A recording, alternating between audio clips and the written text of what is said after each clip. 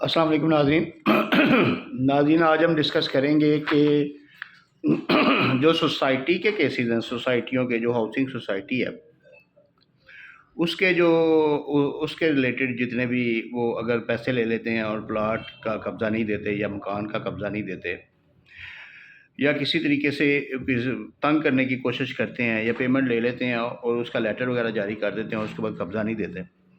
یا قبضہ دے دیتے ہیں ایک دفعہ اور بعد میں ڈسپوزیس کر دیتے ہیں کسی طریقے سے اس کو قبضہ چھین لیتے ہیں، تو اس کے بارے میں ٹرائیبیونل میں ہم کیسے جا سکتے ہیں؟ سب سے پہلے تو یہ دیکھنا ہے کہ ٹرائیبیونل میں جانے کے لیے ناجائز قبضہ جو ہے نا وہ ضروری ہے،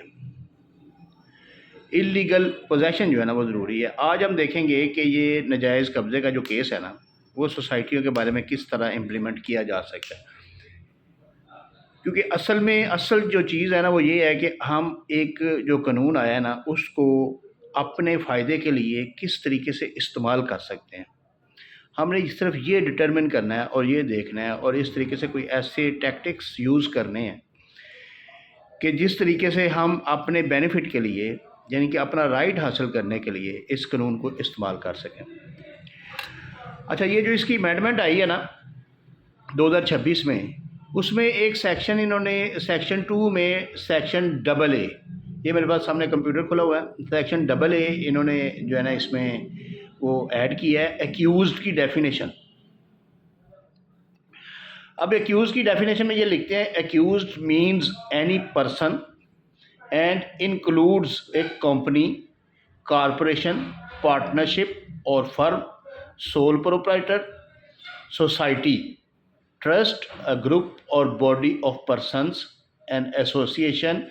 a religious or charitable institution, or endowment, or any entity whatsoever, whether incorporated or not۔ یعنی کہ کوئی ہاؤسنگ سوسائٹی، کوئی مذہبی سوسائٹی، کوئی ویلفیئر سوسائٹی، کوئی بھی چیز اب اگر وہ رجسٹرڈ بھی ہے یا نہیں بھی رجسٹرڈ، کس طریقے سے اس کو انوالو کیا جائے گا۔ And in the case of such an accused the subscriber, promoter, sponsor, member, guarantor, chairman, chief executive, managing director, director, partner, ultimate beneficial owner, manager, secretary, trustee, governor, sole proprietor, officer, owner or anyone by whether name called or who is in any way in charge of or is responsible for or is exercising direction of control of affairs of such an accused for the conduct of its business۔ یعنی کہ کوئی شخص جو اس society کا، اس charitable institution کا، اس trust کا، اس group of bodies کا، sole proprietor کا، پارٹنرشپ کا جو ذمہ دار شخص ہے وہ ایکیوزڈ گنا جائے گا۔ اور ایکیوزڈ کیا ہے؟ ایکیوزڈ کی ڈیفینیشن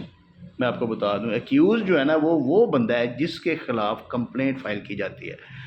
جو ڈیفینڈنٹ ہوتا ہے کسی کریمنل کیس میں۔ کسی کریمنل کیس میں جو ڈیفینڈنٹ ہوتا ہے نا اس کو ایکیوز کہتے ہیں، یعنی جو اپنا دفاع کر رہا ہوتا ہے، جس کے اوپر کوئی الزام ہوتا ہے وہ ایکیوزڈ ہوتا ہے۔ اس کا مطلب ہے کہ ایکیوزڈ میں یعنی کہ الزام علیہ میں یہ ساری چیزیں آ سکتی ہیں۔ یہ چیز کلیئر کرتی ہے ہمیں کہ ہم اپنا ٹرائیبیونل میں جو کیس فائل کر سکتے ہیں وہ ان سب بندوں کے خلاف، ہاؤسنگ سوسائٹی کے خلاف، دوسری سوسائٹیوں کے خلاف، ویلفیئر سوسائٹی کے خلاف، مسجدوں کے خلاف، یہ مندروں کے خلاف، یعنی کہ ہر چیز جو ویلفیئر سوسائٹی یا جو شخص، پرائیویٹ شخص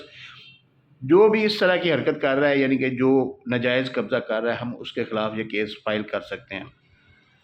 لیکن کیس کے اپنی سکوپ ہے جو ہم نے فائل کرنا ہے۔ کیس کا سکوپ میں نے بہت ساری ویڈیوز میں ڈسکس کیا ہے کہ ایسا کیس جس میں آپ کی انٹائٹلمنٹ، آپ کی جو ہے نا وہ ملکیت، اونرشپ جو ہے نا وہ بالکل کلیئر ہے، اور دوسرا شخص جو ہے نا وہ وہاں پہ قبضہ کر کے بیٹھا ہوا ہے، ایکیوزڈ۔ اب میں ایکیوز کا لفظ یوز کروں گا کیونکہ آپ لوگوں کو پتہ چل گیا ایکیوز کیا ہوتا ہے۔ تو جو ایکیوزڈ ہے وہ وہاں پہ قبضہ کر کے بیٹھا ہوا ہے اور آپ کی اونرشپ بالکل کلیئر ہے، آپ کو زبردستی بے دخل کر کے رکھا ہوا ہے۔ इस सूरत में आप केस फाइल कर सकते हैं। तो इस तरीके से आप देखें कि अगर एक हाउसिंग सोसाइटी ने कमिटमेंट की है कि 3 साल में हम आपको कब्ज़ा देंगे, लेकिन 3.5 साल गुजर गए हैं, चलें कुछ देर तक तो वो बहाना टाल मटोल और इस तरह के वो चीज़ें करते रहते हैं। अब आपने क्या करना है, आपने उनको सबसे पहले एक लीगल नोटिस जारी करवाना है किसी वकील से कि आपने ये वादा किया था, ये कमिटमेंट की थी, आपकी ये टर्म्स एंड कंडीशंस थी कि अगर हम प्लाट नहीं देंगे तो ये करेंगे वो करेंगे, आपने वो भी नहीं किया, ये भी नहीं किया, और आपने मुझे कब्ज़ा नहीं दिया। मेरा प्लाट वहाँ पे आपकी सोसाइटी में रेडी पड़ा हुआ है, लेकिन आप मुझे कब्ज़ा नहीं दे रहे, लिहाजा आप नाजायज़ काबज़ हो चुके हैं। अब मैं आपके ख़िलाफ़ बतौर नाजायज़ काबज़ कार्रवाई करने का हक़ रखता हूँ। ये आपने उसको लीगल नोटिस सर्व करने हैं। या जिस वक्त आप ये लीगल नोटिस आप उसको सर्व करेंगे तो आपके पास एक कॉज ऑफ एक्शन आ जाएगी ट्राइब्यूनल में जाने की। मैंने पहले वीडियो के स्टार्ट में आपको कहा है कि हमने एक टैक्टिक इस्तेमाल करना है किसी भी कानून को अपने हक़ में इस्तेमाल करने के लिए,